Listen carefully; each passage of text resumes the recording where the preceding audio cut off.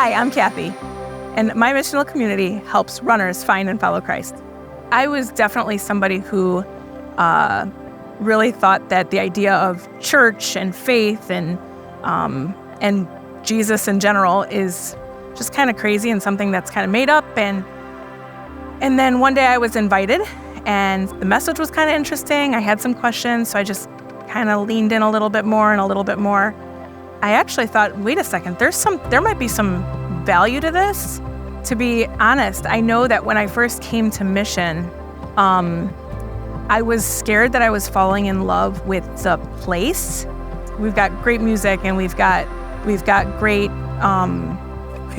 swag, and that's all really cool. But I was starting to get a little bit afraid of, like, wait a minute, if I'm going to give my heart away to Jesus, like, I want to know it's Jesus and not this church.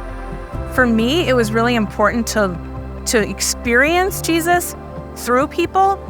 And then once I got a real good taste and, like, I just got a feeling of, like, oh, Jesus is in my heart.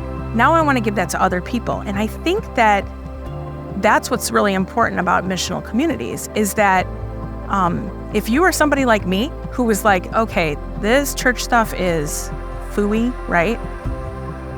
Then I start to see what Jesus does for people. And then people say, wait a second, how did I live without this? And the reality is it's hard to live without it. And so I want to give that to everybody, right?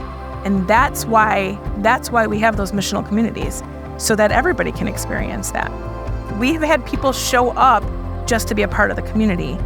People who walk by and see us every week, and they walk their dogs and they know us because they see us. We also have some people that have just been going through something, and somebody will invite them. I know that I had a family friend of mine. She was going through a divorce, early stages of divorce, and she was just looking for a community.